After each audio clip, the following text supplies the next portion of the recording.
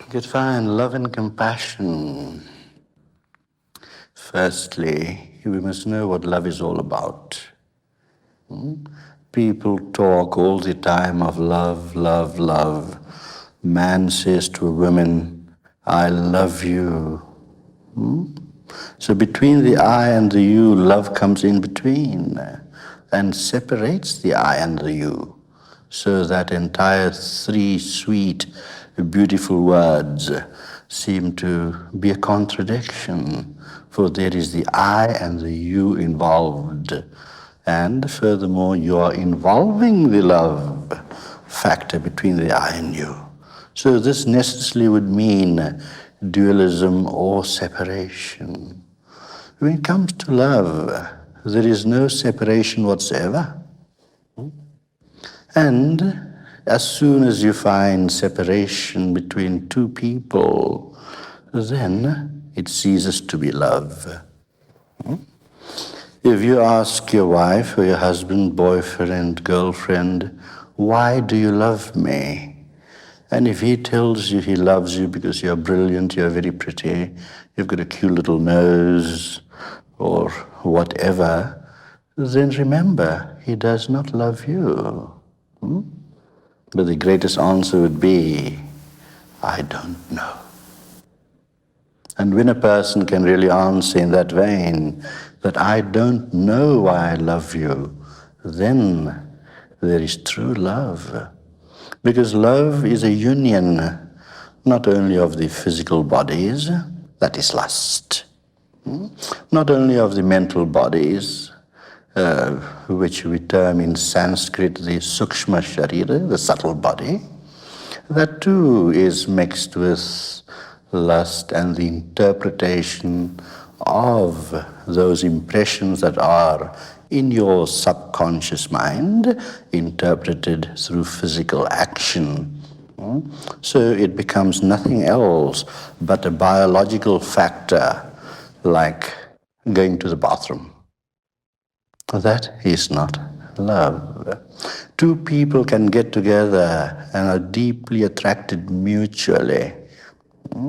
They might think of things in the same way, and they would peer into each other's eyes and say, I love you, my honey.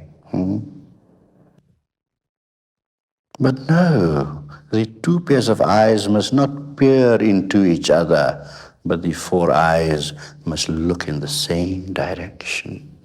Then it becomes love. So all this business we hear in America, and I love you, honey, makes no sense. Now this man, he is so tired, after a whole year's worth of work, and he thought, let me go on a vacation. So his friend asks him, where would you like to go? He says, I'm going to take a Caribbean cruise. Because the last one was terrible. I had a honeydew holiday. So this friend says, I've never heard of a honeydew holiday. So he explains, I stayed at home, and every time the wife used to come along and say, honey, do this, and honey, do that, and honey, do that. But this time I'm going to get away from it all and go on a Caribbean cruise. So now, true love, we come to the point where true love knows of no attachment whatsoever. It is very easy for a person to say love for the sake of love or work for the sake of work and do not expect the rewards thereof. It's very common in mostly all theologies. But how can you love for the sake of love?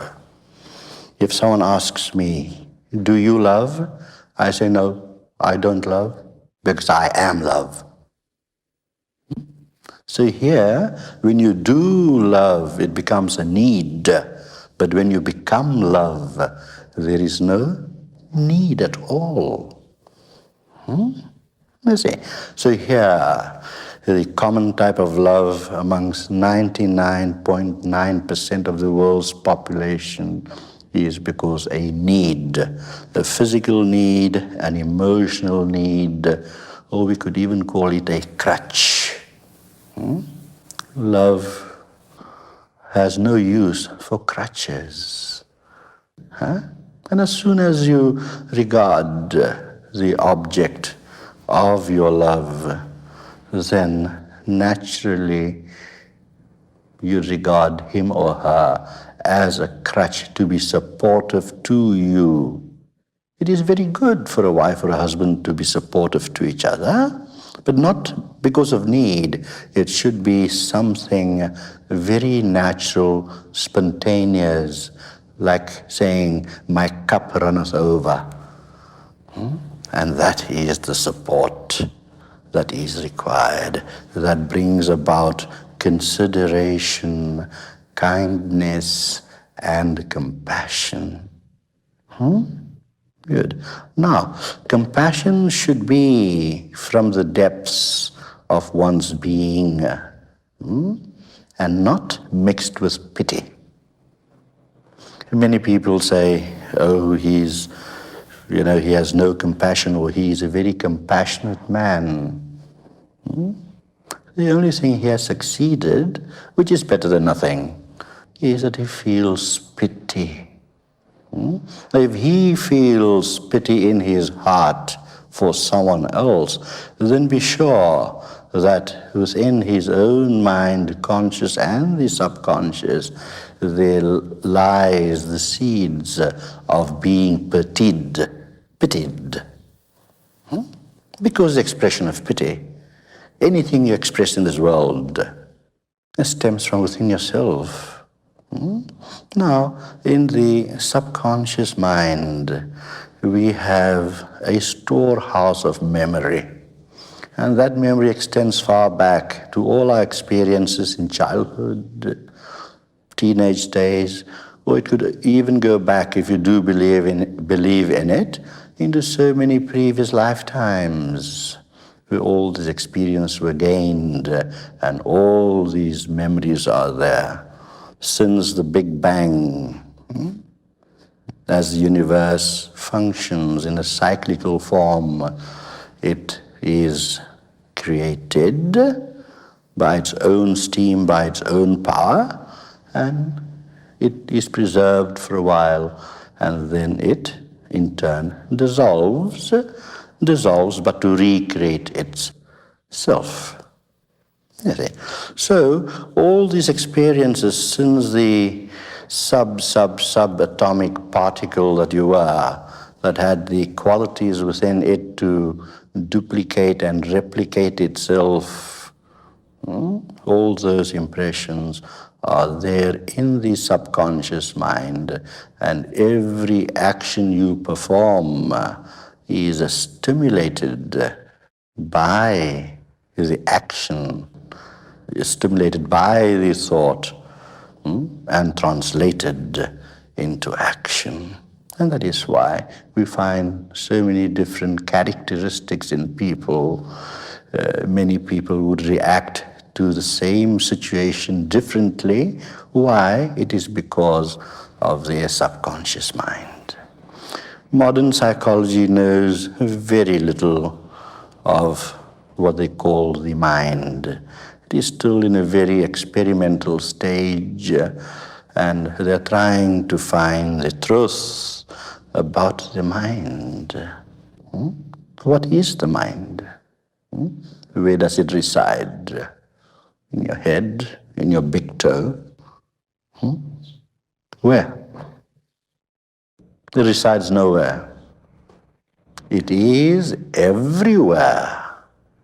For there is only one mind. And you call it an individualized mind, as you would call a wave on the ocean a wave. You're looking at it from a dualistic viewpoint. You're separating the wave from the ocean, when in reality the ocean is the wave and the wave is in the ocean. But because of the various laws of nature which created which were created by itself, by the force of energies that were involved. And one law, the combination of two laws, brought about a third law. And that is how this entire universe is nothing else but a process, a combination of these various laws, which we call laws of nature. And man's suffering stems from the factor that he does not go with the laws of nature, with the current of nature, but against the current of nature, because his mind is patterned. And because of the patterning of his mind, he does not appreciate the truth and the beauty of what love really is. For love is nothing else but an isness. Someone asked me the other day, what is the definition of divinity? So I told him, I hope he understood it well, that the definition of divinity is an indefinable energy. So I was telling him that how can you define divinity? You can only define the manifestation of the manifester by our five senses: seeing, hearing, tasting, smelling, touching. How can you define this flower or the beauty of this flower? You can only define it by the fragrance it gives. That, what a sweet smell. You can only define it with your eyes by saying it is beautiful. But still there are greater depths to this flower that makes it into a flower. There is that universal sap, invisible sap, that concretizes itself into this flower. And when a person really could experience, these senses are very limited. And when a person could really experience the invisible sap, then you would find that the sap flowing through you, that energy flowing through you, is the same energy that is in this flower. So an identification occurs. An identification that I and this flower are one. I and my Father are one. I and everything around me is but one. I am the universe, and the universe is me. There is a lovely Persian poem which I've repeated many times, and it's a very favorite one of mine on the subject of love. Shall I say it in Persian? I'm sure all of you understand it in Persian too. I'll give a loose rendering of it in English. This man went to his beloved and knocked on the door, and she asked from inside, "Who is it?"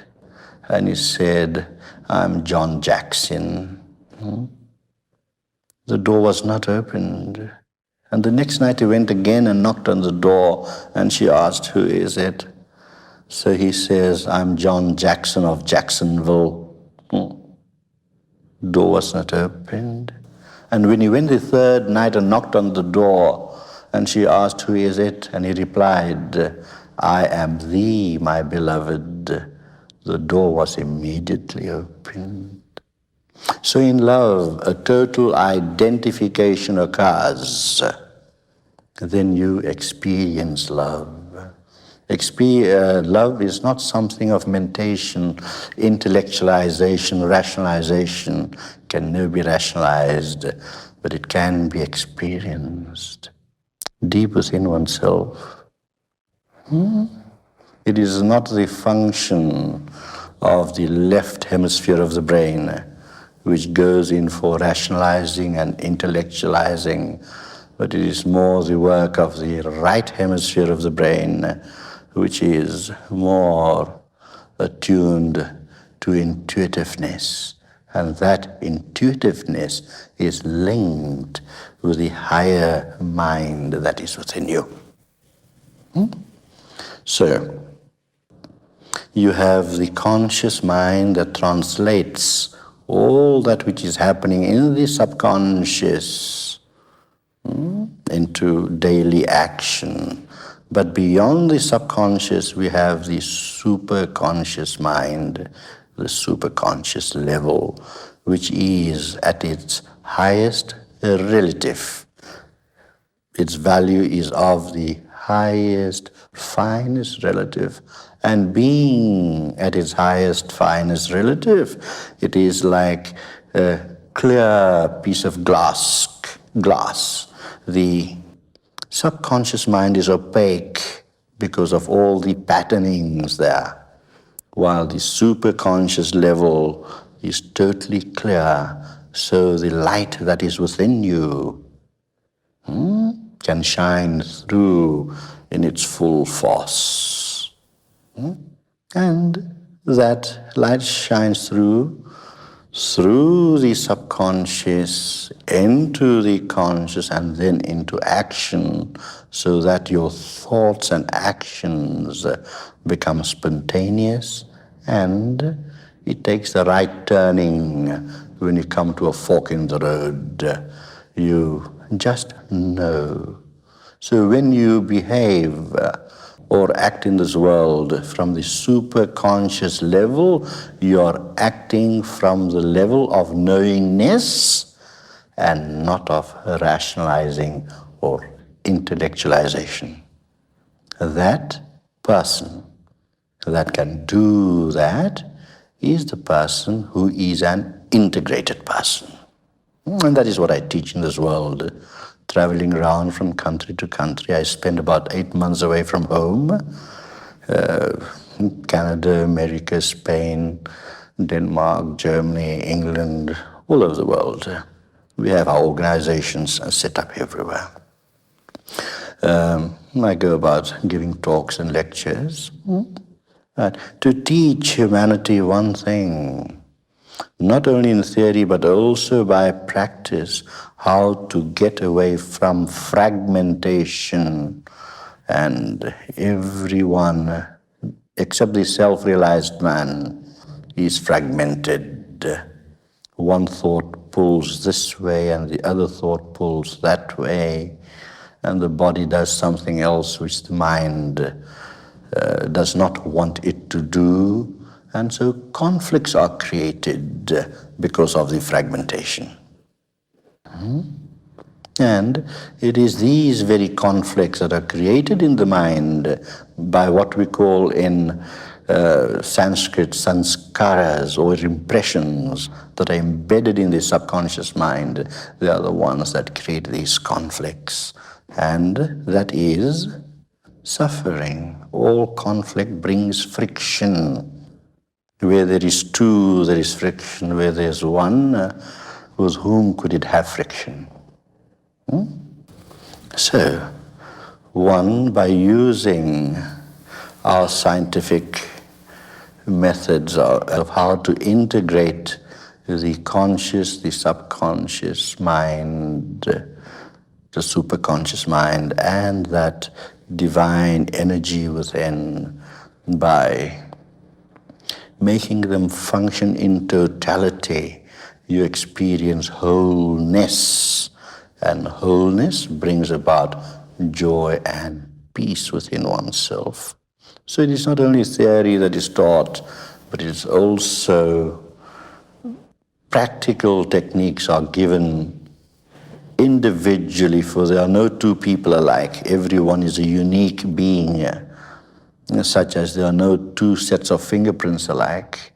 So techniques are tailor-made for the person that starts meditating.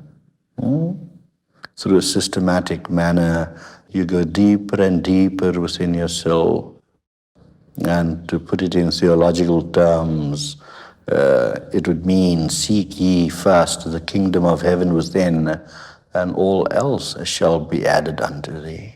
That's what all theologists teach.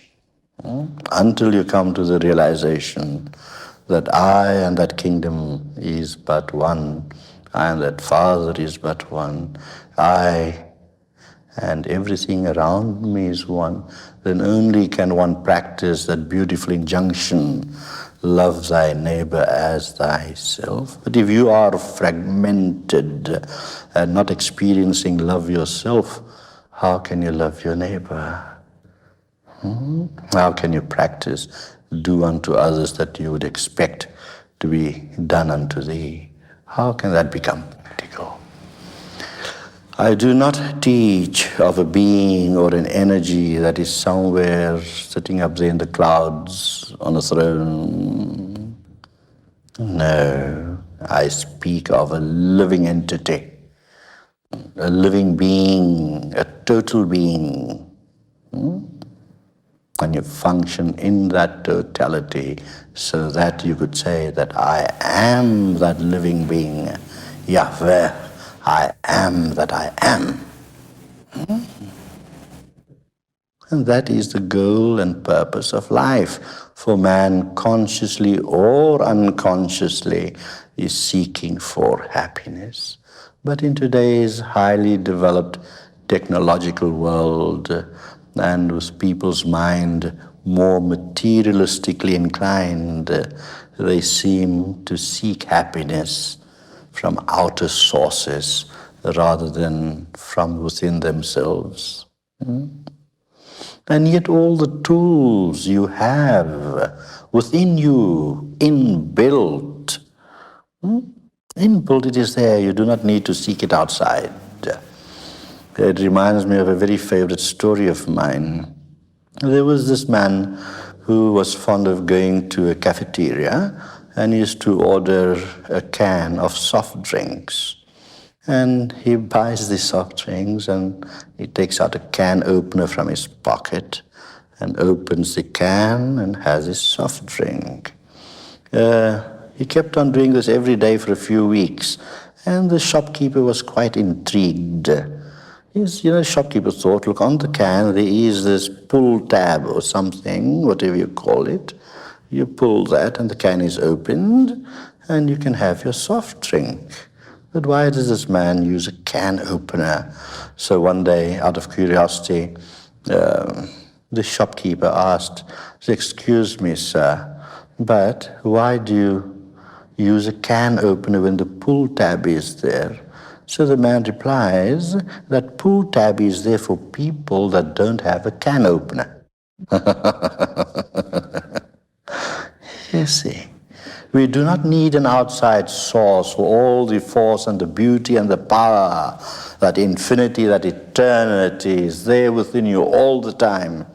Therefore, the organization we founded in 1975, we call it the International Foundation for Spiritual Unfoldment, not spiritual development. Because you, as you're sitting there, are fully developed. What a beautiful dance, huh? And the wind blowing through the leaves of the tree in a celestial symphony. Everything is dancing and enjoying its own growth and its own process. But we, because of the sanskaras, the impressions in the subconscious mind, do not recognize the worth of the process. So with integration, you develop that stableness within yourself. You develop that stability, where in the words of Rudyard Kipling's F, I can't remember the poem, but a loose translation, let the whole world around you go haywire. And you stand still. Then you're a man, my son. It ends somewhere like that. You all know the poem. And that is what we want.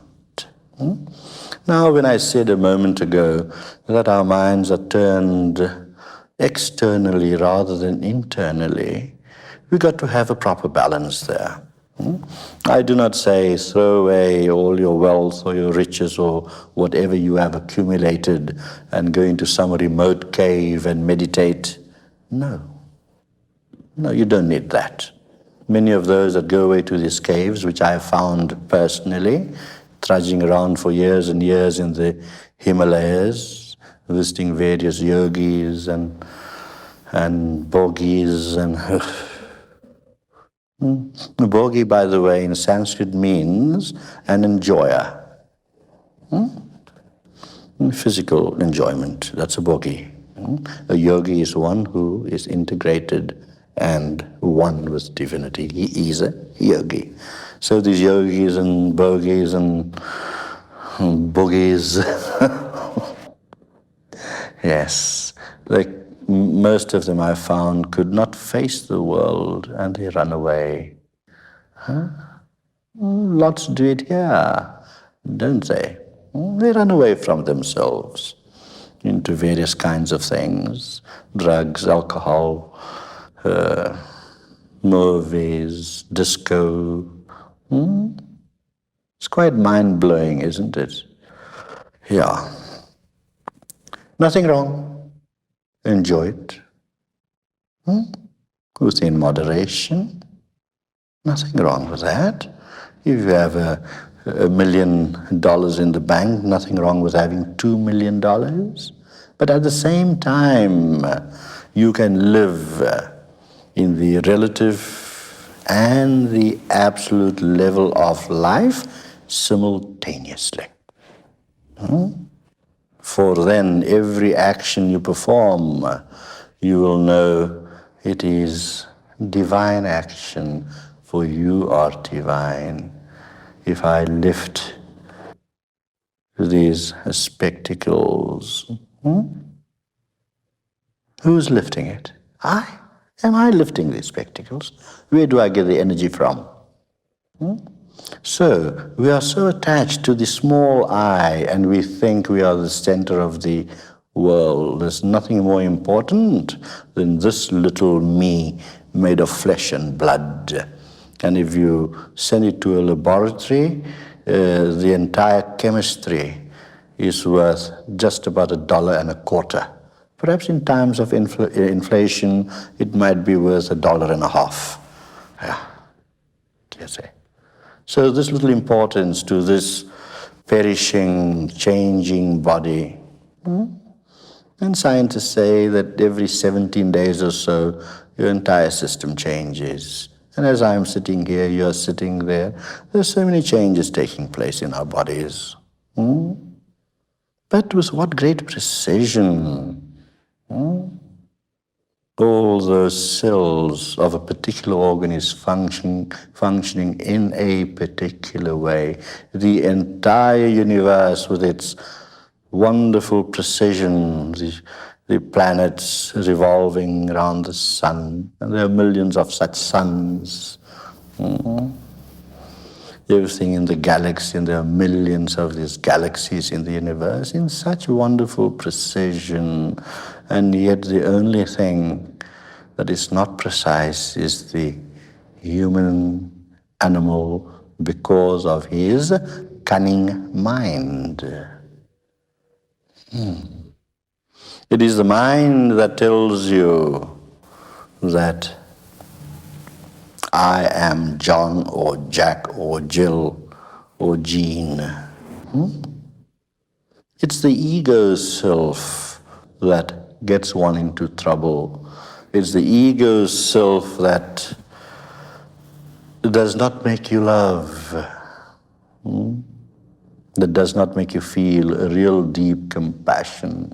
It's the ego self that divides up the one universal mind into these various sectors of the mind. And yet they are all but bubbles in the same pond containing the same water. So all is just but oneness. But what shall we do with the ego self? Many people, many philosophies tell you that you must annihilate the ego self. I tell you, you can't. It's impossible. But you can clarify the ego self through proper spiritual practices. And the ego self stems mostly from the subconscious and conscious levels of the mind. And here man sits with a 2.5 to 3 pound gray matter, which we call the brain.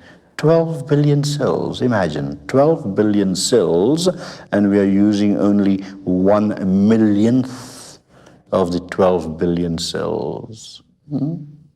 The more the cells could be opened up, the more of the mind could come through. So spiritual practices brings about a balance in the mind. Most of these mental diseases people suffer are not necessary at all. Not necessary. Things like mental imbalance, schizophrenia, and all kind of other things, they're not necessary. I am called in to our hospitals there in South Africa, in Cape Town, especially the Groote Schuur Hospital, where the first heart transplant took place. And Chris Barnett is a personal friend of mine. And when someone has to go under major surgery, the neurological department as well, and the cardiac department, they call me in, and I put them through a process of meditation, give them some understanding of it, and they calm down. And of course, physicians and surgeons believe that if a person is in a better, calmer frame of mind, there's a greater chance of success in the operation. So about 3 mornings a week I spend at the hospitals when I'm not traveling around. And so all these mental diseases are patternings, and we can unpattern them. And not unpattern them in the way Dr. Norman Vincent Peale would say. He says you have a negative thought, then turn it into a positive thought. That is impossible. I would challenge him on any public platform. It's impossible. You have a terrific, emotional, negative thought where the entirety of your passions and feelings and emotions are involved, and then just to make a 180-degree turn is impossible. What one has to do, if the mind has a negative thought, then you neutralize the mind by certain given practices. So when the mind is neutralized and the passion of the negative thought is lessened, diminished through a spiritual practice, then you can introduce a positive thought which becomes effective. Do you see? And about thinking, as far as the mind is concerned, one could do it in daily life, really. I've said this in many lectures all over, that if in the mind there's a negative thought for 5 minutes, 5 seconds, then try a bit to have the next 6 seconds with a nicer thought, so you have 1 in the credit balance. Next 10 seconds, there is a bit of a negative thought, a little practice which lasts a few seconds, then 10 seconds negative thought, 12 seconds a nicer thought, uplifting thought. You have 3 in the credit balance. And if you go like that throughout the day, 1 minute times 60 seconds, right? 24 hours. How many seconds won't that amount to? And you will sleep better. And you will say, oh, well, this had been a good day. This had been a good day. Can't say. For example, you've made a large profit on a business deal. You feel elated. But how long is that elation going to last? Just for a little while. Until you make another good deal again, which is not done every day. So then you go down in the dumps. So what this means is this, that man lives in the law of opposites, pleasure and pain. But be sure to know that you have 1 day of pleasure, 1 week of pleasure, the next week you must feel the effects of the opposite, which is pain. It's like a seesaw of life. You go up and down and up and down and up and down all the time, and never trying to reach the center where the seesaw stands still and you are still, because you have become centered. You have become the observer of all that which is around you. You can never transform this world. Never. The great, great men like Krishna and Buddha and Christ have tried it to reform the world. But the man of today goes through the same conflicts, the same greeds and lusts and avarice and covetousness and what have you, as they had been 2,000, 5,000 years ago. But man can definitely transform himself on a personal basis. And by transforming yourself on a personal basis, you become a better person. And if you become a better person, naturally, there would be some influence in your environment. Now, to use another analogy of mine, which I love very much, a flower. It is the nature of a flower to be beautiful, but at the same time it enhances the beauty of the garden. So the greatest stability you have in you, the more will the environment improve. Communication will improve. Then you will feel love and compassion. Communication improves. Family life becomes better.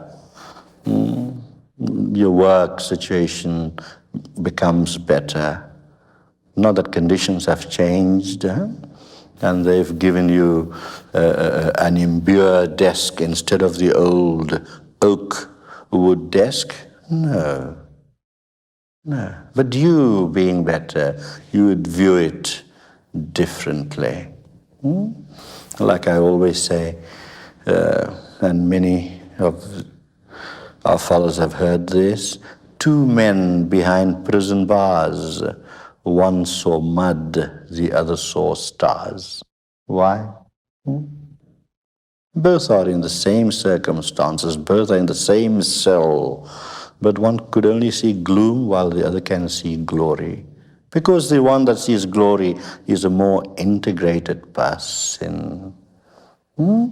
Integrated person. Yes. And another great problem in life, as far as consciousness is concerned, the mind is concerned, is that we never live in the moment. We're always living in the past. The thoughts going through in the moment is of the past. Oh, Auntie Matilda said this, or Brother John said this to me, and you're reliving that little hurt that was there. You're still reliving it today after a few weeks. And if you don't do that, you are projecting yourself into the future, but never living in the moment, which is here and now. Now, if a person through spiritual practices lives in the here and now, that here and now is eternity. That here and now is absolute bliss. So you live moment to moment to moment in the here and now in total bliss and joy. But we carry things over all the time from the past.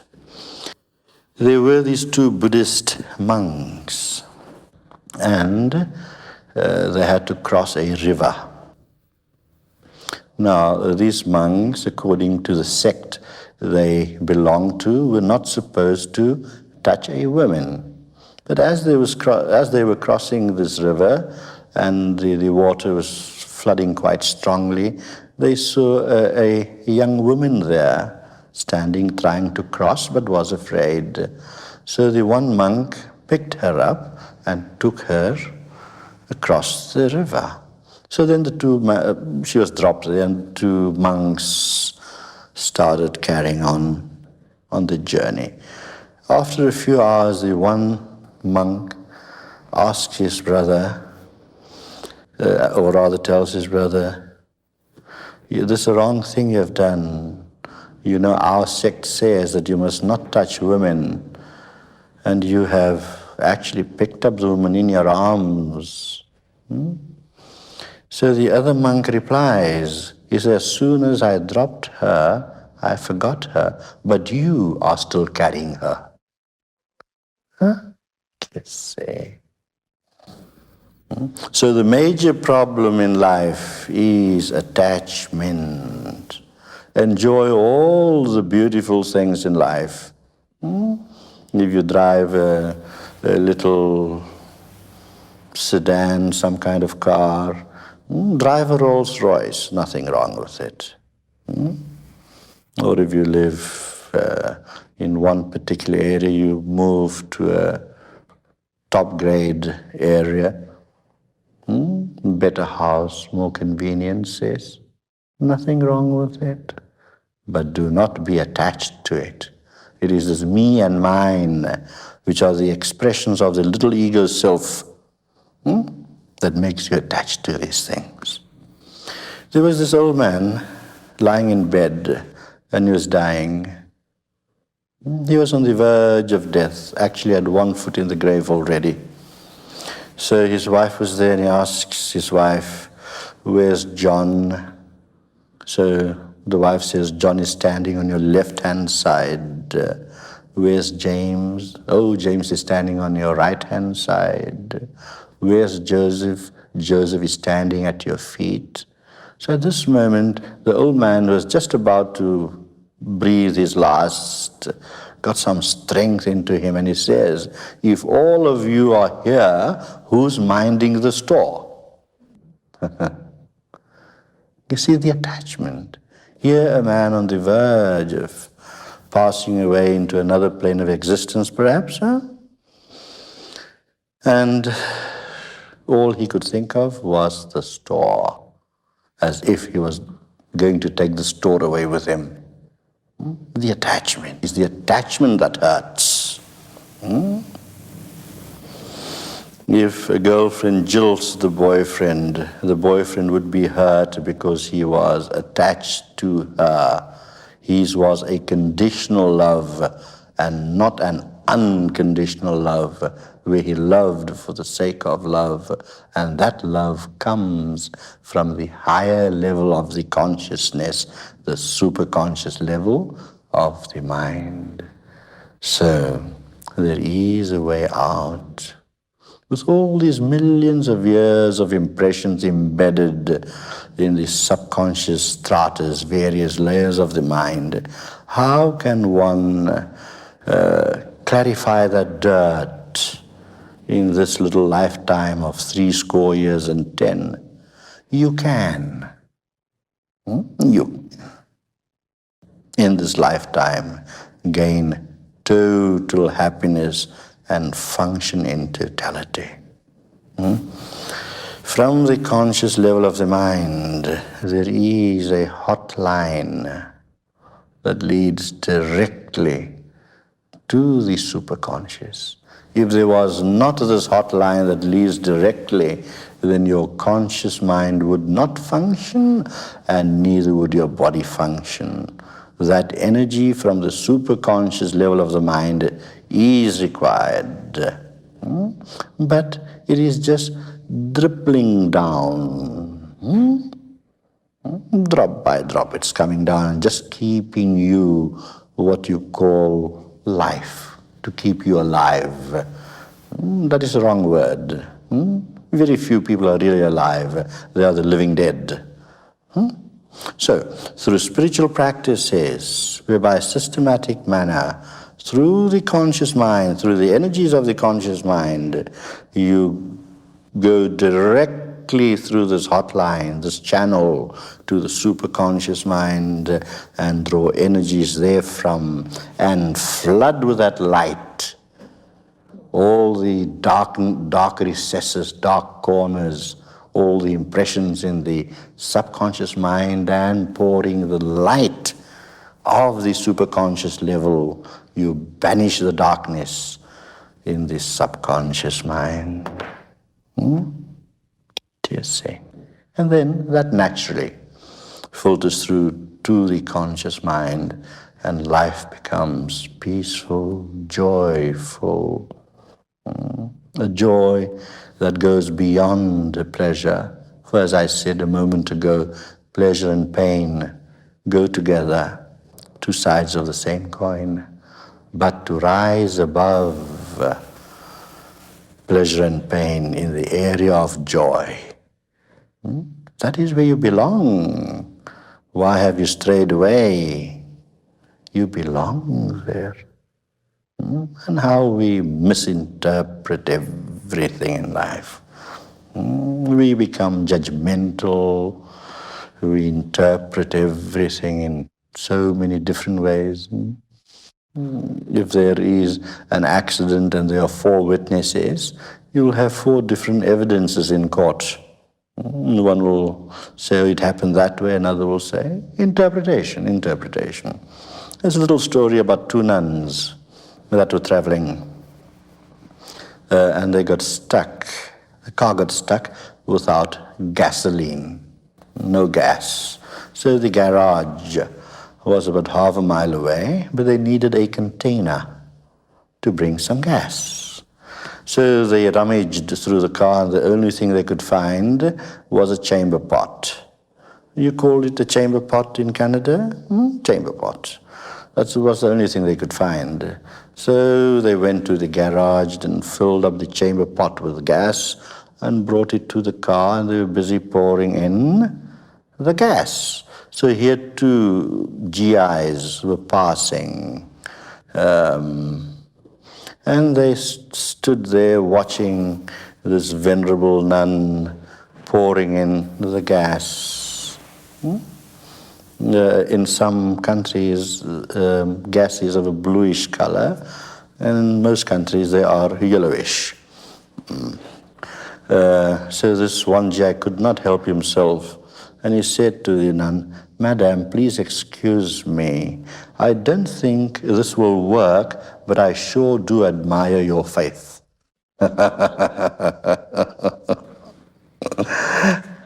You see how this GI interpreted the gas to be something else? You see. So when a person becomes integrated, away from fragmentation, then you could see life at its true value. You rise beyond the little I, and from that vantage point, you use the little I usefully and conducively to your own personal happiness and the happiness of others. And then you love, you have compassion, you have kindness, for you identify yourself with the entire universe, for you are the universe.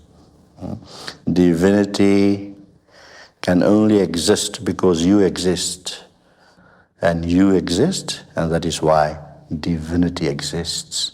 For the manifester must have his manifestation, and the manifestation is there because of the manifester. So, we're children of divinity. There's nothing to be sorrowful about. There's nothing to feel guilty about. You know, the greatest disease in this world is not cancer or heart trouble. The greatest disease is guilt. Well, that's a subject unto itself. We can speak about why people feel guilty. But that's the greatest disease, because you are so involved in the feelings of guilt that you blindfold yourself to the beauties of life. Guilt patterns your mind, molds it, puts a straitjacket on you when you really should not feel guilty at all. What has happened has happened. That was yesterday. Not to live in the past, but in the here and now. Not that you do not need to better yourself. Of course you better yourself. You can call it by repentance or making amends or whatever method you want to use. But still the backbone is this, to find that calm peace and stillness inside, to be able to say, as the scriptures would say, be still and know that I am it. Say, and you are it. If you are integrated. People don't even know how to make love, for example. Do they really make love or just appease their sexual appetites? The mind gets a thought, right? That thought is based upon a previous pleasurable experience. So the thought arises, which brings about stimulation to the body, and they make love. No. They've forgotten the higher self within themselves. They've ignored totally the spirit within themselves.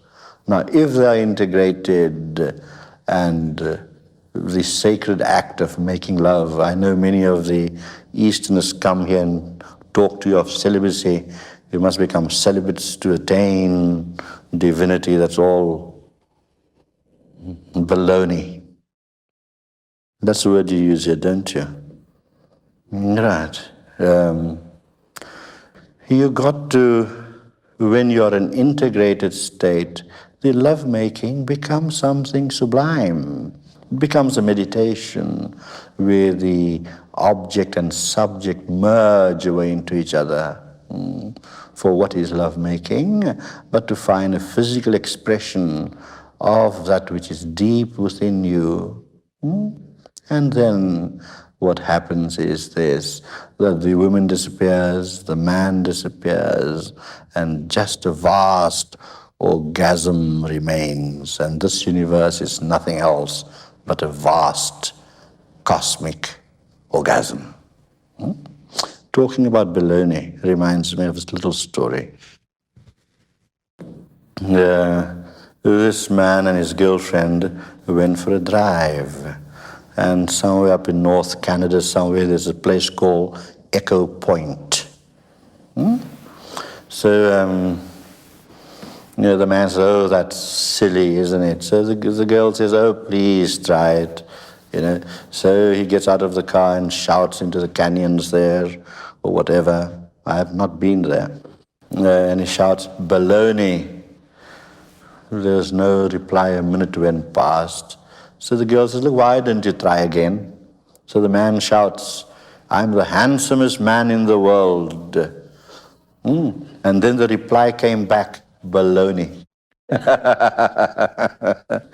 Well, I think I've spoken for over an hour now. And let's have a break for 10, 15 minutes. How much? 10, 15 minutes. Okay. And then we get together again, and then you can just fire any question you like on any subject you wish, even how to bake a cake, whatever. Good.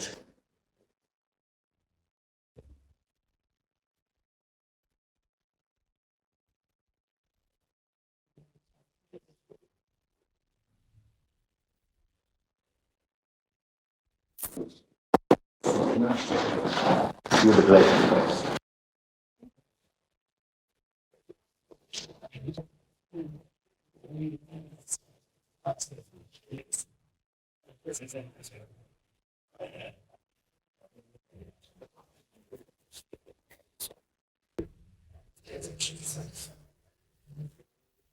I use ever-ready batteries, always ready.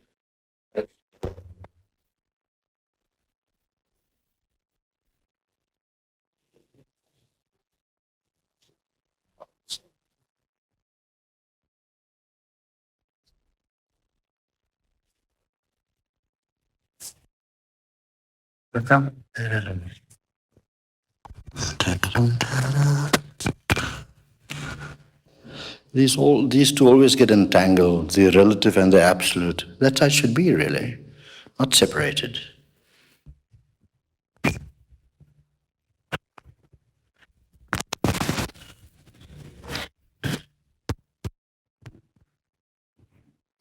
Shall we have silence for a few moments to settle down?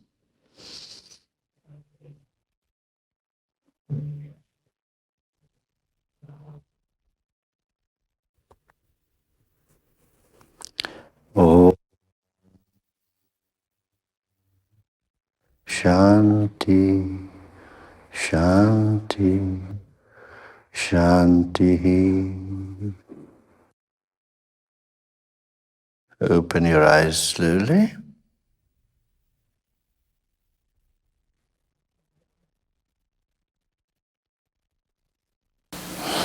Namaste. Namaste. Good. Questions? Sure. You said many beautiful, interesting things. I wish I could be certain that they are all true. I have a question of you about certainty. Perhaps you agree that certainty, or a sense of surety, it's a psychological state that some people come to it through a sense of strong evidence for what they believe. And others who feel equally certain have less than strong evidence, perhaps no evidence, and Yes. what they believe. That is true. In a wild state. My question to you is, how can Be certain. one is certain in the former sense rather than the latter, or is that important? In short, how can one be certain? Aha. Beautiful, beautiful question. I could talk a whole hour on that subject. Certainty can be measured by the five senses, and you could also have psychological certainties which you just feel emotionally and with feeling that something is certain. But there's another area whereby you can feel certain. Now, with my eyes having a look at this glass, say, I'm certain it is a glass. My ears hear some music, and I'll say, yes, this is Beethoven or Bach, because I know it. If I did not know that it was Beethoven or Bach, how would I feel certain that it is Beethoven? So, because I have experienced in some way or the other that this is a glass, this is a table, this is a vase, and because I dive into the various compartments of my mind and a comparison takes place, and that makes me feel certain that this is a glass. But my certainty that this is a glass is limited, for it could not be a glass. Right. It could be a whole lot of molecular structures that took the form of a glass. Like a piece of gold, you can make a bracelet from it, or earrings, or a necklace. How are you going to describe it? You're going to say, this is a bracelet. And you're certain it's a bracelet. You say, these are earrings, you're certain they're earrings. Necklace, you're certain they're necklace. But that certainty is of name and form, while the true ingredients or the true value is gold, which is the same. That is, looking at it from a different angle. So we say this is a necklace and this is a ring and these are earrings, but in reality, it is all gold. So all that the senses can perceive depends on the form that it has been given. And that is one form of certainty, and we cannot deny its truth. But underlying it, there's a greater reality. The same thing happens with psychological factors, where the mind thinks in a certain way, not concrete things, but abstruse things, abstract things. And because of that, because the mind always comparing one to the other, the mind feels a certain that abstract thought or whatever is a certain, and you start believing in it. Now, I do not believe. To put it in an analogy form, someone tells you that in the next room there's a fire burning, and you know this person, he's a friend of yours, he won't tell you an untruth, so you believe that the fire is burning. Fine. But as you approach the room and start feeling a bit of the heat, you develop faith that, there is a fire. But when you become one with the fire, then you know it is fire. You see? So belief leads to faith, faith leads to knowingness. And that is the area that we have to explore. All these psychologists and physiologists, biologists, and all of them, that is the area that has to be included in all the researches, the sense of knowingness. We just know, and which is beyond explanation. You can never explain that knowingness. You just know within your heart. It is experiential. I have known God. I believe they don't allow that word in this place. Nevertheless, I know it. I experience it. I live it. And that certainty does not stem from the mind at all, because you are beyond the mind, and you are in an experiential level where the experience experiences itself. Now this can only be known, like the sweetness of sugar can only be known if you taste the sweetness. And all the analysis of sugar by sending it to a laboratory can only tell you the chemical components of the sugar and not the taste of sugar. So this has to be tasted, unfortunately, or else I'll transform this whole world into knowingness. But it can be achieved, and I speak only of experience. I have been there. I have lived there and still do live there. So that is my certainty of a power which is greater than this physical and mental body. Next.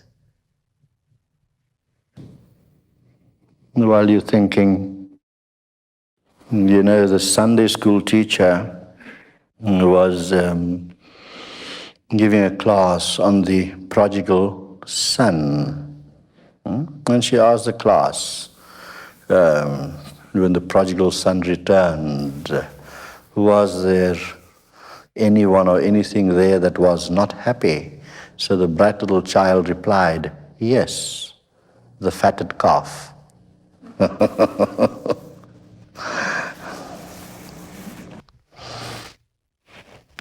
Next.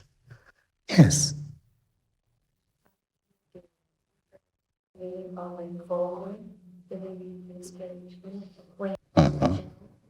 Yes, yes.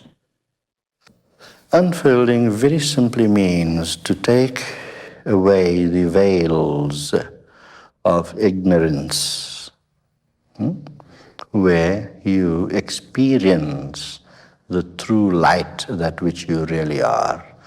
It is only the patternings within one's mind that causes this nescience or ignorance. So it is like a bud flowering and becoming a beautiful flower to its truest capacity. That is unfoldment, and that requires integration. You see, the flower would never unfold if it was not nurtured, if all the elements in the earth, the minerals, etc., came together in its proper quantity, rain in its proper quantity, water, heat in its proper quantity, air in its proper quantity. So when all these proper quantities are brought together, the flower, the bud blooms. Otherwise, it could die. You see? And that's unfoldment. To give oneself your total capacity in things. In this case, you yourself, exploring yourself through meditational and spiritual practices, you know who you are. And that one question, the greatest question that one could ever ask, can only be answered by you. Who am I? That question can only be answered by you. A guru could show you, as I've said this many times, could show you the path. If you want to reach the sea and you're stumbling on a road going up to the mountains, then you meet someone and you ask that person, how do I reach the sea? And he shows you the road to reach the water. He, for that moment, is your guru. The spiritual master does not shine the light upon you, but he shines the light upon the path so that you don't stumble and fall in the darkness of ignorance. That is unfoldment. Good. See, we got another one here. This old woman was in her 90s, and the little grandchildren noticed that she was reading the Bible from morning till night. So the one grandchild asks her sister that why is Grandma, studying the Bible so much from morning till night? So the sister replies, oh well, she's cramming for her finals. Next question. Could you speak about the way that what we express is really what we know? What the ordinary person expresses does not necessarily mean what they know.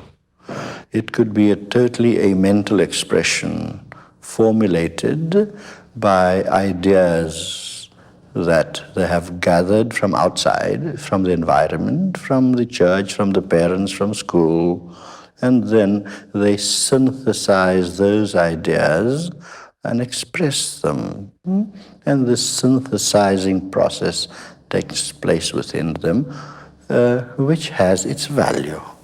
But then you find other people expressing things which are on hearsay. In other words, they act parrot-like. But to really express what you know, then you got to know what you know. And that comes by experience. One experiences that. And then what you talk about is an expression that is not only of the mind level, but from a deeper level. For example, me, I've given thousands and thousands of talks around the world, and I'm only dimly aware of what I talk about. It's only a few days later when I have a chance to listen to the cassette or the video or whatever, and then I say, did I say this? Or did I say that? Do you see? So, there's a difference between knowledge and wisdom. Knowledge can be acquired. You read many books, like we find, I browse through some of these modern authors that write on philosophy or whatever subject. That's very easy to do. You can do it too. Read 12 books, digest them from 12 different authors, and you can write a 13th one. So what are you doing? You're getting this out from there, that out from there, that out from there, and synthesizing it, and there's not a single bit of creativity. You see. But the integrated person, every word he talks, every word he says, not only goes to the mind of the person, but to the inner core of the person, which we call, for want of a better word, the heart. Touches the heart, because there's power felt that the person speaking from a different level, from a level higher than this mind and body, touches the higher level within yourself. So a true spiritual master imparts not only wisdom. Wisdom comes from within, knowledge comes from there.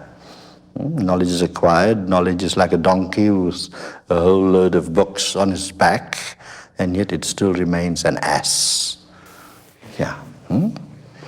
But the man of wisdom is one who speaks from within, and that is what we need.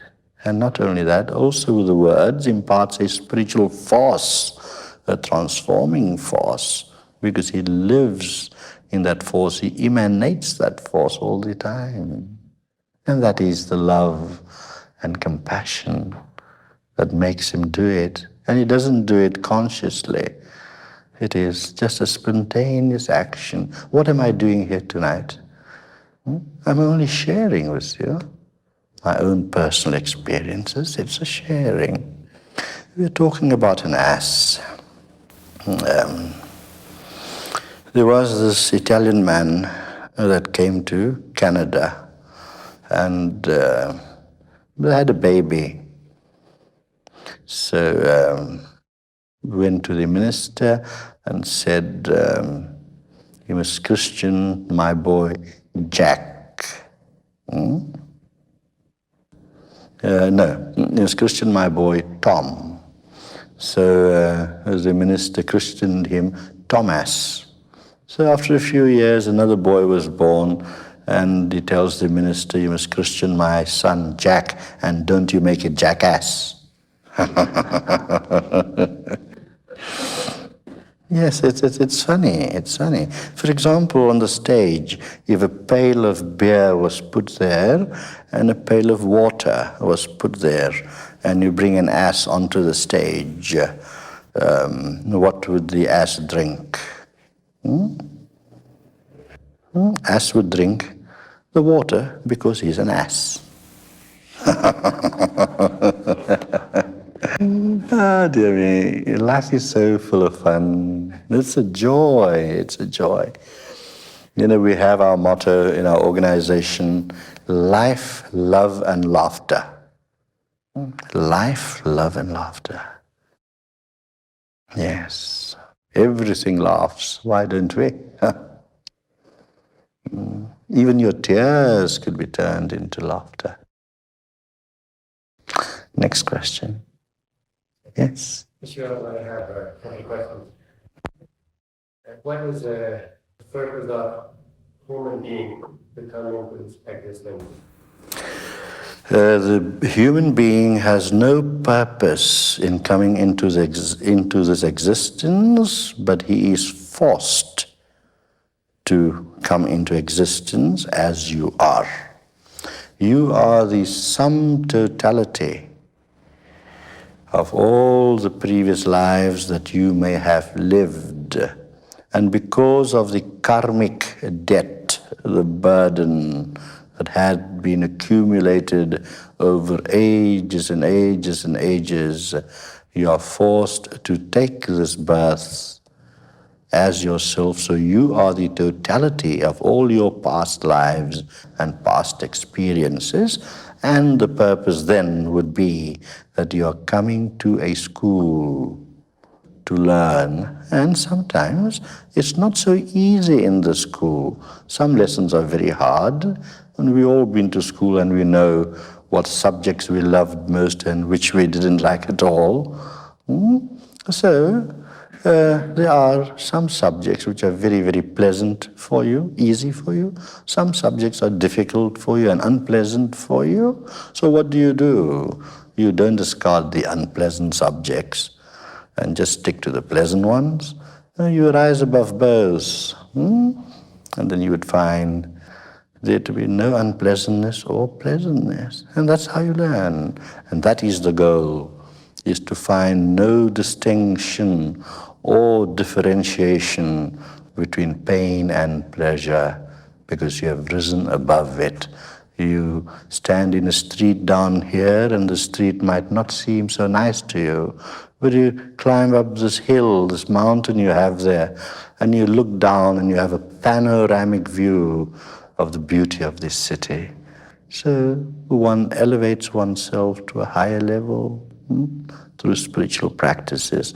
Then your awareness at the same time expands, where you could see things in a different light. Where there was hatred, you find love.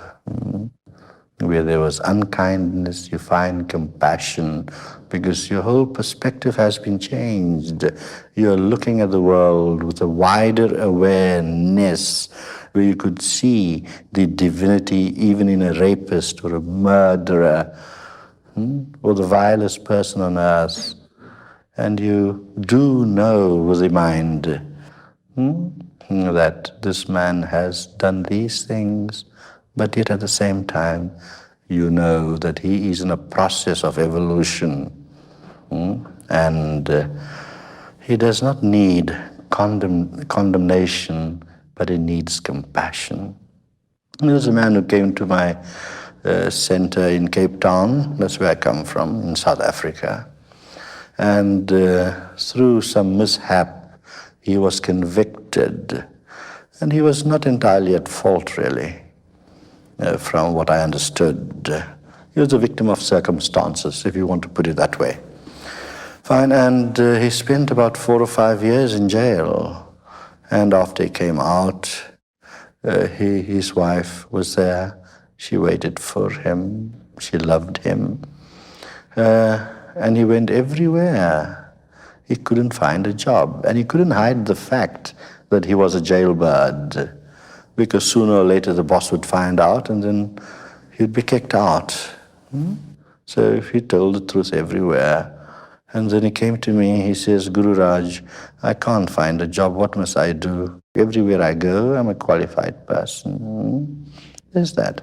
Now, when I studied him deeper through various methods of meditation, psychoanalysis, and studied his mind, his behavior, all that, I found that the 4 or 5 years in jail he spent were very, very fruitful to him. He had time there to go into deep contemplation, deep self-analysis, deep meditation. And he came out of jail quite a highly evolved person. I could see this in him, on his face and everything. So before I chose this life of what I'm doing now, teaching around the world, I was in business and I had a lot of old contacts from during business times. And they were big businesses, so you had big contacts. And I picked up the phone to 1 or 2 likely people. And I told him, look, here I have this man, and I can vouch for him, really, that he's a changed man, he's a different man, and he has served a sentence, but he will give you good service. And today, he's still with the same firm, and within a period of 6-7 years, he's been promoted to a managerial position. What do you say? The purpose of life, the betterment of ourselves. There is no saint who never had a past, and no sinner that would have no future.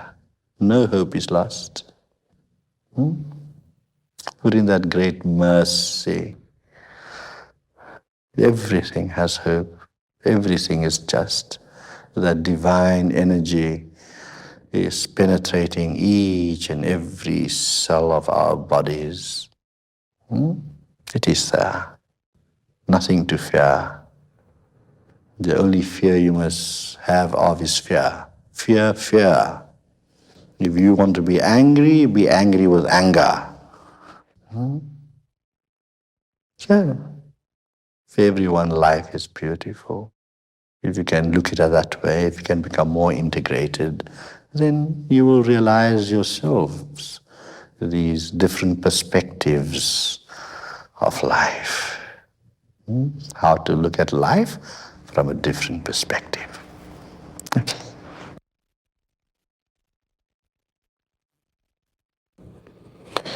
This parson of this church, he went to the main streets of Vancouver and he rode up and down the streets and he couldn't find parking.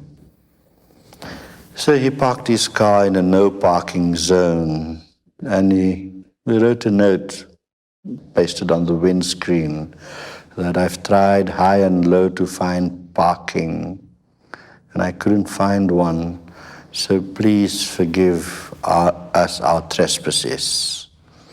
So a traffic policeman was on the other side of the road and he came over and he read this note.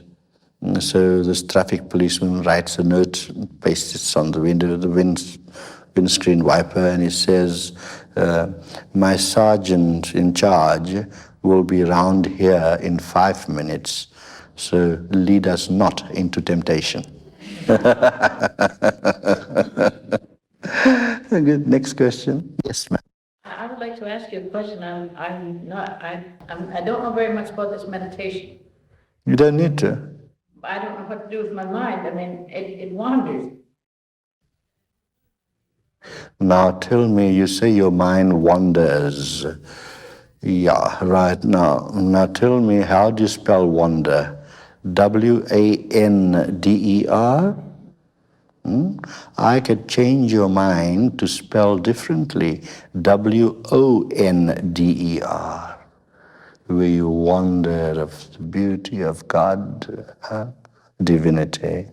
Everything is beautiful. But when you're taught a systematic way of meditation, the mind can wander. Nothing wrong with that. It can wander. Because meditation is an alternation between thought and something else and thought and something else, which you get taught individually. We don't have a generalized practice at all. Because as I said earlier, I think there are no two people alike, and each and every one must have his particularized practice. Now, how this is done is this, throughout the world.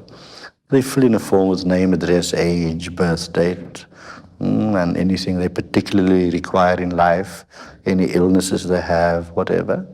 Give a little brief outline, any requests, and a photograph is pasted onto the form and which is sent to me by our teachers from around the world.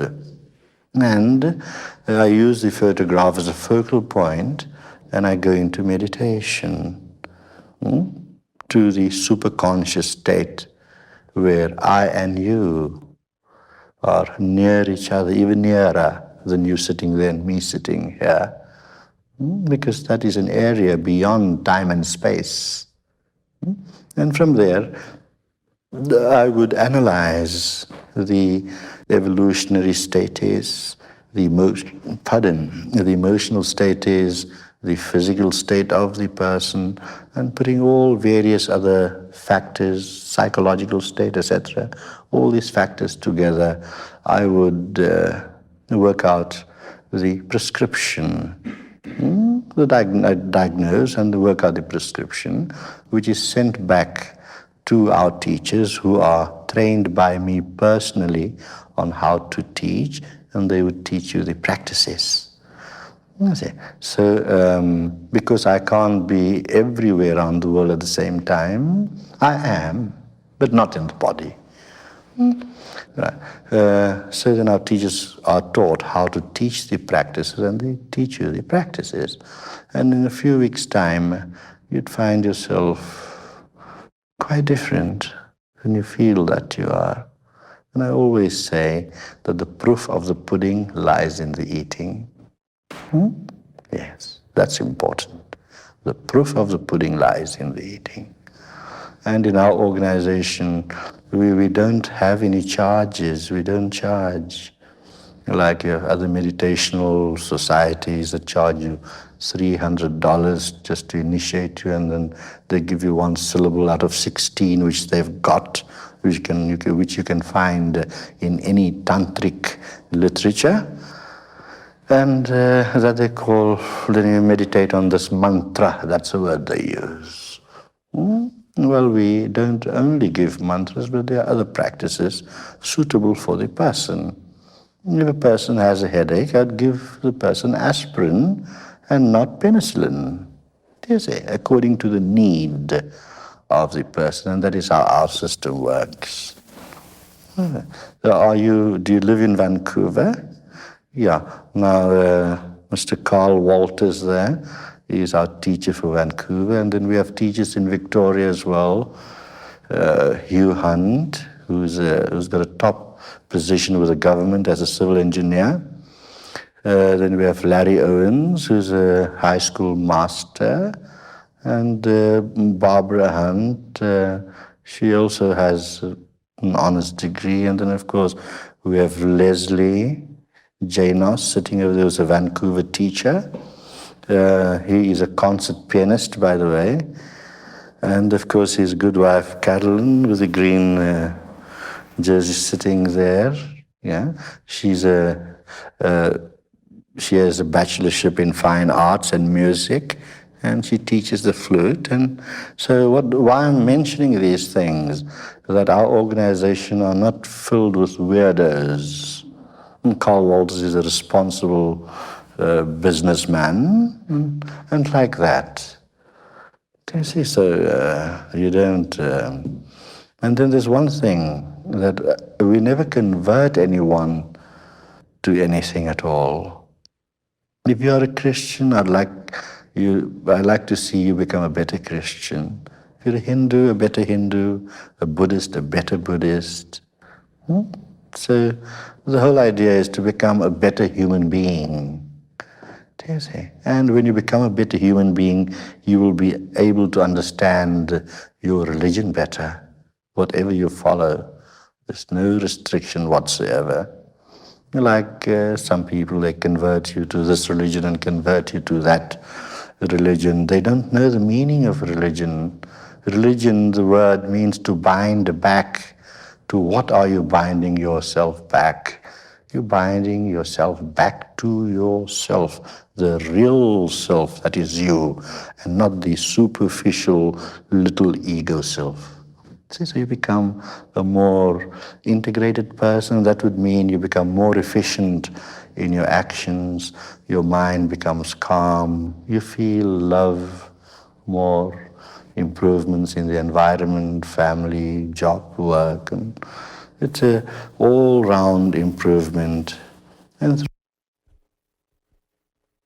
away. All the psychosomatic illnesses go away for sure. Migraines, heart troubles, high blood pressure, plus many, many more. Too long a list to mention. So all these things help. And what does it cost you? Nothing at all. Naturally, for an organization to function, they ask for a donation because, for example, the Canadian Meditation Society, that has just been federally incorporated now as a non-profit making body, they would ask for a donation. I mean, to run things, there's a lot of expense in stationery and advertising, and telephones. And, for example, hiring this hall, I believe, cost about $130 to $150. And just to speak to a few people, it would not even cover the rent. Right? Yeah. If you count how many people are here, it does not even cover the rent. What about all the advertising in the newspapers? One small little ad, I was told, well, it's done by the Canadian Meditation Society.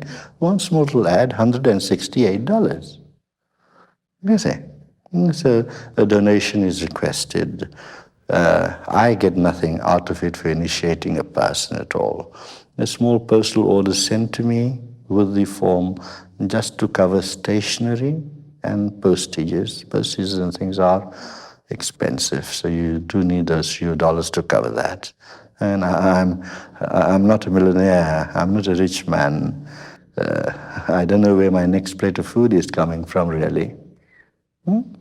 Every bit of clothing you see on me is given as gifts to me. You see, so what the point is this, our organization is not money orientated at all. And if a person comes along and wants to learn meditation and cannot afford to give any donation, that person is also welcome just as much as a person who is able to give something. You see? You can't buy love, you can't sell love, you can't buy God or sell God or whatever. You can't. It's your birthright. And what I'm trying to do is bring about in you, through theory and practice, an awakening so you become aware of your real identity. And your real identity is divine. So in the light of divinity, all sufferings, miseries, darknesses disappear. That is it. We can find another joke here.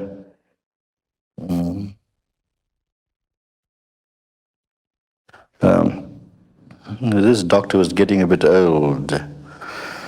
So he hired a partner, a younger man. And of course, when you go into business, you show your new partner around. So they went on some house calls. So the first person they dropped in was Mrs. Goodbody. And he examined her, put a thermometer in the mouth, and as he took it out, he dropped the thermometer. And so, of course, he bent to pick it up, and he told this Mrs. Goodbody, he says, "Madam, you should not eat so many chocolates. If you stop eating chocolates, you will recover quicker." So when they left the house, the junior doctor, the young one, asked, "Why did you say that?" So he said, "Well, when I bent down to pick up the thermometer, I saw a lot of chocolate wrappings lying under the bed. That's why I said that." So they went to the next house, to Mrs. Loveday. So it was this young doctor's chance now to examine Mrs. Loveday. So he too, naturally, when the doctor comes, they take your temperature. So he took the temperature, and by accident, he also dropped the thermometer on the ground. And then he bent down and picked it up. And he told the lady, "You must not be too close to church." So when they left this apartment of this Mrs. Loveday, the elder doctor said, "Wait a minute, why do you bring the church into it?" So he says, "Well, when I bent down to pick up the thermometer, I saw the vicar."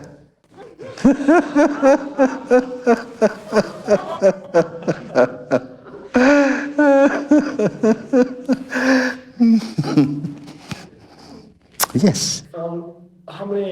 How long do you meditate a day? And how much would a person Good. What does it take to reach peace? Right. You meditate for 20 minutes to half an hour in the morning and 20 minutes to half an hour in the evening. Then there are other practices that are given to you, which you do during the day while you're working, while a housewife is washing dishes, or while you're at your factory or your office, wherever you are. The other things are being done. But it's basically half an hour in the morning and half an hour at night. That's all you need. It is not that 1 hour spent in meditation that's so important. That's only charging up your batteries. But the important thing is the 23 hours of the day, how that is enhanced. Where you sleep better, your action becomes more dynamic, and you think you're wasting an hour in meditation. You're not. Your work is improved so much that the 1 hour spent in meditation would have a 3-4 hour return in your work. You become more productive because the mind is calm. And when the mind is not in agitation, and when the mind is nice and calm, you are definitely more effective in anything you want to do. Yes. How long will it take to reach? How long it will take to reach enlightenment, that depends entirely upon you, how regular you are, and depends upon your emotional state, your evolutionary state. But don't worry about enlightenment. Not important. To be on the right path, that's important. For sooner or later, you will reach the goal. And when you reach the goal, you will say, the path and the goal is but one when you look back. So don't measure it in linear time.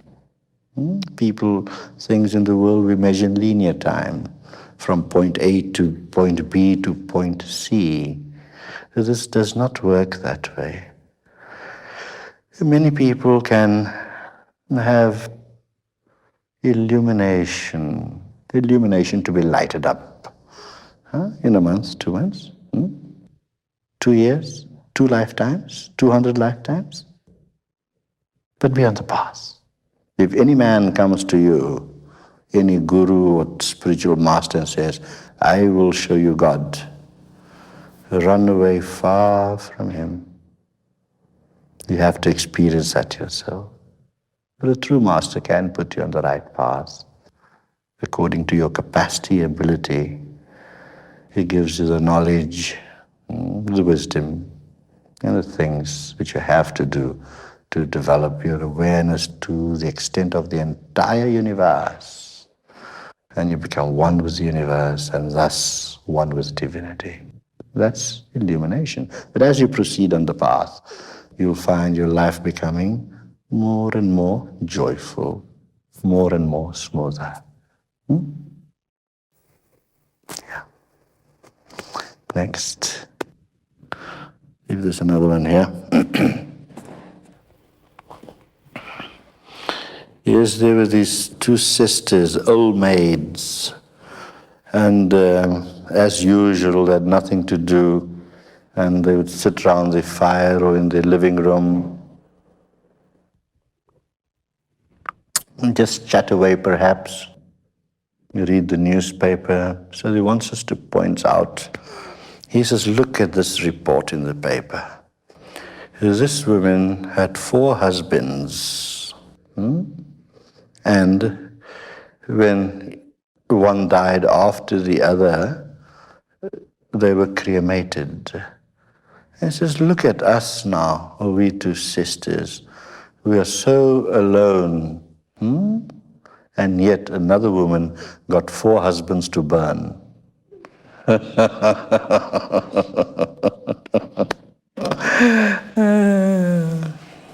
See, they were lonely. They were not alone. It's a difference between lonely and to be alone. To be in that deep, calm silence and solitude of aloneness. And that aloneness brings you a sense of oneness with the entirety of existence. Yes. Next. What's the difference between an ordinary person and a spiritual master? The difference between an ordinary, I've been speaking about it the whole night, my son. The difference between an ordinary person that he has not reached self-realization, while a spiritual master has reached that self-realization. An ordinary person still functions with the little ego dominating his life, while the spiritual master, his ego is so clarified that he is real self, he is the master of the little ego. When what we go in churches, Mhm. with the masjids, priest always talk about sin. Now in your opinion, what is sin in spiritual terms? In spiritual terms, there's no such thing as sin. There is no sin, there is no good, and there's no evil. I have a very, very favorite story of Milarepa, the great Tibetan yogi. He said, when I was young and immature and had no knowledge, I did black deeds. And when I started gaining a bit of knowledge and wisdom, I started doing white deeds. And now I do neither. So for the highly evolved person, the self-realized master, there is no such thing as good and evil, because he has risen above the relativeness, and he functions from the superconscious or the absolute level. He is not bound by the laws of opposites. He becomes a law unto himself. And he becomes a very ordinary man. He has to become more ordinary than ordinary to become extraordinary. He never thinks of himself at all.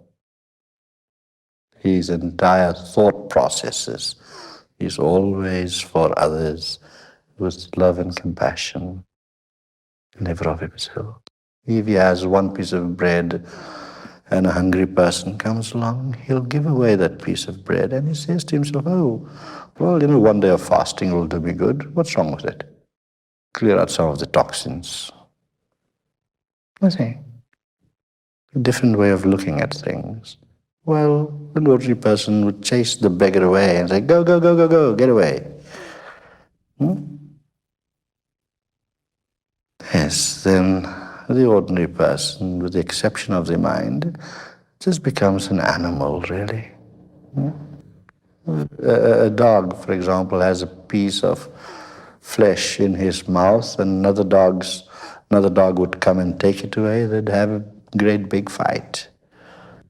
You see? While with the spiritual master, take. He gives. He gives. Have you got one of my poems, Chetanji? Yes, I think I do. You might love to hear that. It's on the same subject of giving. Is your car too far? Good. Meanwhile, let's start with another question while Chetanji is coming. Yes, ma'am. People serve or do not accept the common theories that are taught.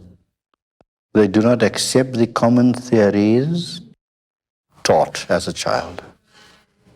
All the theories that were taught, you're looking for something more. Beautiful. That is what one should always be doing. Why is somebody cannot seem to have that power? And they don't seem to seek any of it. True. That is very true. That is one of the tragedies of this world, where a certain person is born with a past training, and although how much he's indoctrinated, he wants to rise above indoctrination. While others would just remain where they are in the framework of indoctrination. The difference is like a pond and a river. Thank you. Sorry to give you the trouble. The difference is like a pond and a river. The pond's water does not flow, so the pond stagnates, the water stagnates. That is the person that does not want to seek, while the river is forever flowing, flowing, flowing. And the beginning, in the middle, and at the end, the water is fresh. It finds its oneness by merging into the ocean. So when a person develops the desire for search, it is very good. And that also means that you have an open mind and not a closed mind. This poem I'll read to you. Good. Let my love be measured by giving and not by gain. For if gain I sought, this life lived would be in vain. Love then yourself to lose, I say again and again, for the giver can only give as clouds disperse in rain, filled and full as a teardrop on maiden cheek without stain. For heaving breasts heave, but to give all to her swain. The blushing bride can blush no more. Wheat becomes flowered grain.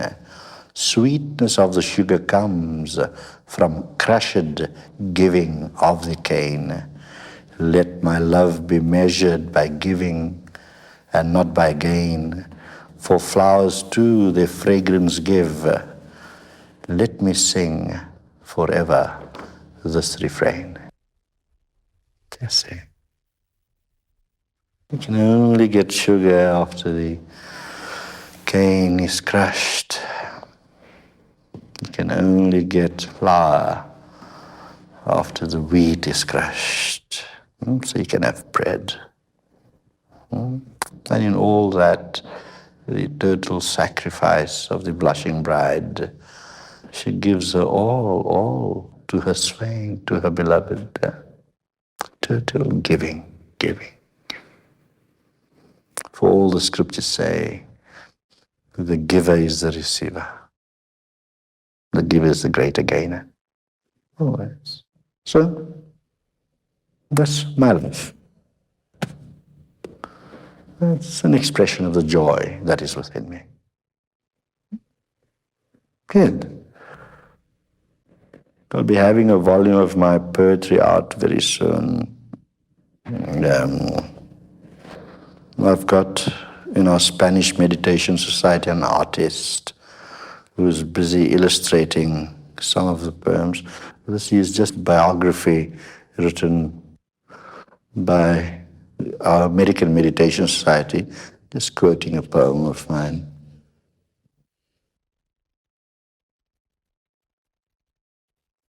Here's a problem of simple subtraction.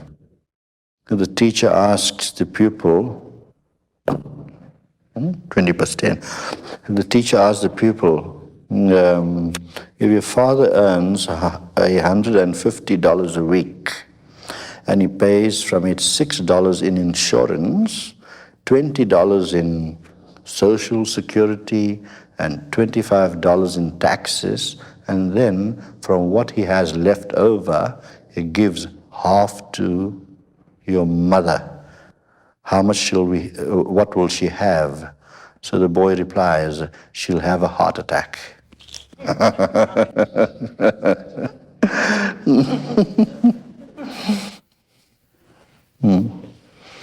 Well, this businessman, he had 3 trays on the desk.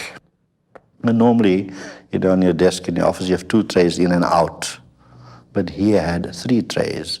One was marked in, the other was marked out, and the other was LBW. So I happened to ask him, I said, look, I understand what in means and what out means, but what is LBW? He said, oh, that means let the blighters wait. Oh, dear me. I think we should end. Just let me, last one. Right, so this,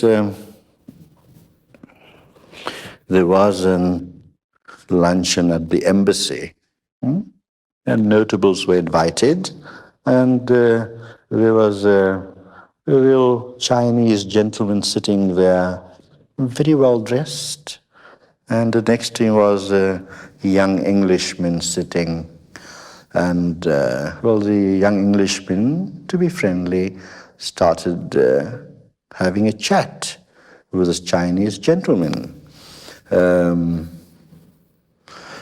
So after the soup was served, the Englishman says to the Chinese gentleman, "You likey soupy?" So the Chinese gentleman just smiled. So the English fellow thought, oh, perhaps he doesn't understand a word of English. So after the dinner, the speakers were called up, like many of these, big functions. And a few speakers said their piece, and later the Chinese gentleman was asked to say something. So he got up and he gave a beautiful speech full of wit and wisdom. And while he was sitting down amidst the applause, he asks the Englishman, "You likey speechy?" Well, my friends, it has been so nice to have been with you. Pity we are not larger numbers. And of course, there are brochures there that gives the address of our people. And if you'd love to learn to meditate, you're most welcome to take a brochure and phone and make an appointment so that you could start learning to meditate. Meditation is in 2 stages. First stage is you get the preparatory technique, which prepares you to get the full techniques. So you do the preparatory techniques for 3 or 4 weeks. You can do it for 6 months too, if you like. And then you get the full techniques, which are tailor-made for you. If you wear a size 36 suit, size 40 is no good, and size 32 is no good. It has to be tailor-made for your needs. So God bless you all. It's been a very, very pleasant evening. It's been so nice being with you, sharing the love of the universe.